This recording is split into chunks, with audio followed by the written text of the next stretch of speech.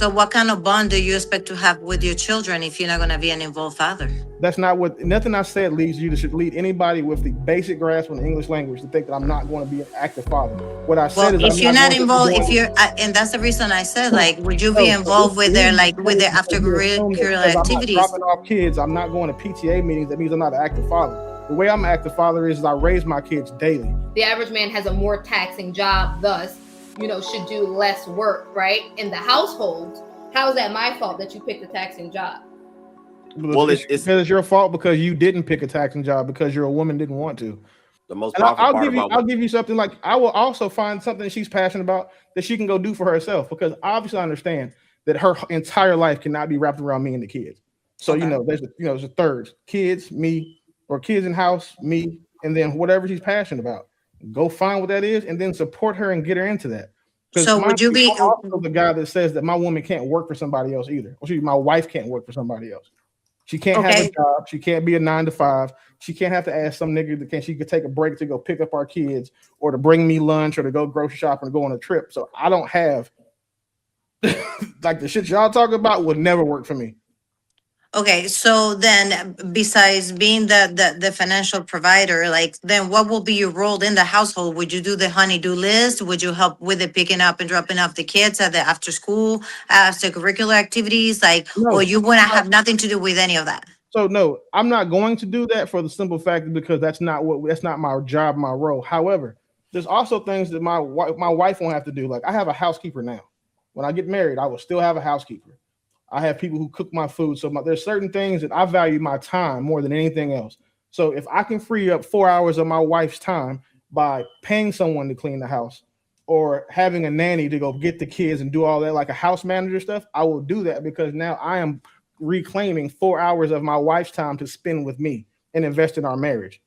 So what kind of bond do you expect to have with your children if you're not going to be an involved father? That's not what nothing I said leads you to should lead anybody with the basic grasp on the English language to think that I'm not going to be an active father. What I Well, said is if I'm you're not not going to be involved, if doing you're, and that's the reason I said, no, like, would you be no. So involved with the their, reason I like, said with it their is because you assume that extracurricular because I'm not activities? dropping off kids, I'm not going to PTA meetings. That means I'm not an active father. The way I'm an active father is I raise my kids daily. The way I'm an active father is I coach my kids' sports teams. The way that I'm an active father is that one, I make sure they honor their mother, do what they're supposed to do. I also help make sure that they understand the world they live in by being an example for them to grow up to. So I will probably be the most active father compared to anybody up here that's been married before because of the amount of time that I have, because I have unlimited time freedom. So my only goal in life is to be a father to my kids in this situation. Okay, so you, go ahead. unfortunate. Well, I won't say unfortunate. Willie has a very Willie has special circumstances. That's why I'm speaking to the majority of people, which is why I wanted there to be more. Yeah, his situation is not normal because not everyone nowadays can afford a housekeeper and a nanny and doing all that stuff. We have to do that ourselves. So that's what I was wondering. And that's why I asked the women, what would it look like? But basically, I don't know if y'all caught what he said because I was alluding to that earlier. There is no 50-50. It's cutting half the grass is like, okay, your turn. I'm going to pay for, the dinner date or whatever. You're going to have to facilitate. It creates an imbalance. And that's what I was kind of saying earlier. It almost doesn't make sense in no equation. Like most of the time, what I find, and I said this on the last podcast, I think women like to see men, what would be the word? Like posture, their active things that they're doing. If you guys can't quantify it by feeling it directly, it almost doesn't exist. You completely eliminate the fact that he is actively driving to the dates that he's paying for. You completely eliminate the fact that things are being secured and paid for. But unless he's like running you to AT&T or all of these places and you're seeing him cut the check, it almost don't happen. And that's the part that I think is sometimes the biggest disconnect, to equate that a woman's job, her job, whatever that may be. Then we have to now qualify. Well, what do you do in your 8 hours or 9 hours or 10 hours? Because if you're going and getting coffee, sweetheart, and I'm running meetings from 8 a.m. till 6 p.m. across the globe to different people, I'm overseeing 50 employees. I'm running budgets that are in 7 figures. We're not doing the same thing. But you're equating it to time outside the house because you get a check. That's the problem. So that's why I say, well, what does it look like then? Because it doesn't almost make sense. And to Willie's point, there is no equality in a relationship. It's never equal. It's always 50-50. And that's the part that I think is sometimes the biggest disconnect, to equate that a woman's job, her job, whatever that may be. Then we have to now qualify. Well, what do you do in your 8 hours or 9 hours or 10 hours? Because if you're going and getting coffee, sweetheart, and I'm running meetings from 8 a.m. till 6 p.m. across the globe to different people, I'm overseeing 50 employees. I'm running budgets that are in 7 figures. We're not doing the same thing. But you're equating it to time outside the house because you get a check. That's the problem. So that's why I say, well, what does it look like then? Because I just, it doesn't almost make sense. And to Willie's point, there is no I think there needs to be something that women are going to arrive at understanding what they're comfortable their role being and what that truly looks like, and then facilitating it from that. Because this equality thing is just not going to work. Men are not going to do half of everything that you do and vice versa. It's just not a balance. There's no equation that looks like that in my But opinion. that's why I didn't say 50%, right? That's why I equated this to time. And so the assumption, right, that you're making is that men are doing more physically or mentally taxing work than the average woman, which I would say is probably some statistics to support that, right? Because they're in upper management, you know, all the things, right? So if you're saying, okay, well, the average man, we're just going to deal with average, right? The average man has a more taxing job, thus, you know, should do less work, right? In the household, how is that my fault that you picked a taxing job? Well, it's because it's your fault because you didn't pick a taxing job because you're a woman didn't want to. True. When you said that, like, this is how you know women, like, they say all men that have these, you know, red points or red pill, a lot of these women have, you know what I'm saying, feminist talking points too. Because, and you can tell when women conflate equality and equity, that's how you know that they wanted the expense of men. Because they cared about being fair, then they'd want an equitable stake. They wouldn't want equality. They want to matter as much. They'd want to have say in things. They want to have an equitable say in things that they may not be the ultimate decision maker, because if the relationship fails, it's my fault. If the house burns down or doesn't thrive, it's my fault as the man. So they want to have the exact same say without their responsibility. The women who want equity tend to get it because they phrase it that way and they comport themselves that way when dealing with men.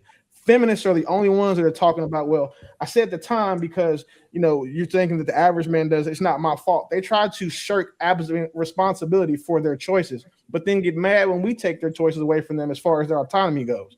And that's why, like, it's really hard to have these conversations because there's a right and wrong here. And it's just a simple fact of the matter is that the things that a man is expected to do in a relationship are severely more laborious than what a woman is expected to do, and inherently more dangerous. Imagine being a nigga married to a woman that thinks like that, and that's the woman you gotta die for. Like, just think of that. Like, imagine having to die for a bitch like Pretty Intellectual. Like, think about that. Like, can you fathom the idea that, like, that you are supposed to go lay down your life because you made the decision to marry a woman who thinks that equality is more important than equity? That because I'm a woman, I shouldn't have to do these things. And because you're a man, that you should have to do the majority of the work. Like, the one thing that you can cook these people on when you had these conversations is they hate facts. And what they'll do is they'll go find statistics that prove that, yeah, they're wrong now, but 10 years ago they were right. Instead of saying, you know what, my stats are wrong, I was incorrect, because they have a level of intransigence that is also tied to the fact that when you talk to them, everything they believe in is tied so enmeshed with their ego that when you prove them wrong, it's like a physical attack. You see what I'm saying? And what you notice is that none of these women who do this en masse have men or fathers. Well, that's what I'm saying. I'm trying to answer even BK's question. It's like, well, your statement, it's not her fault. I agree.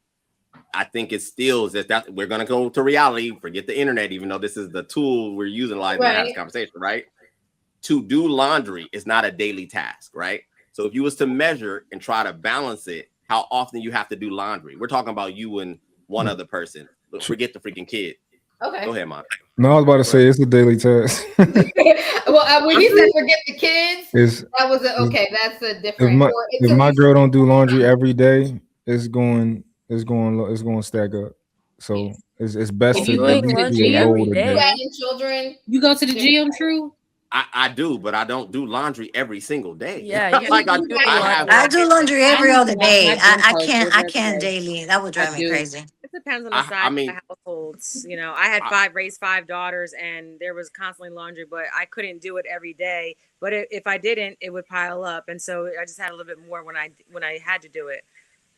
Well, I'm glad that sparked some discourse.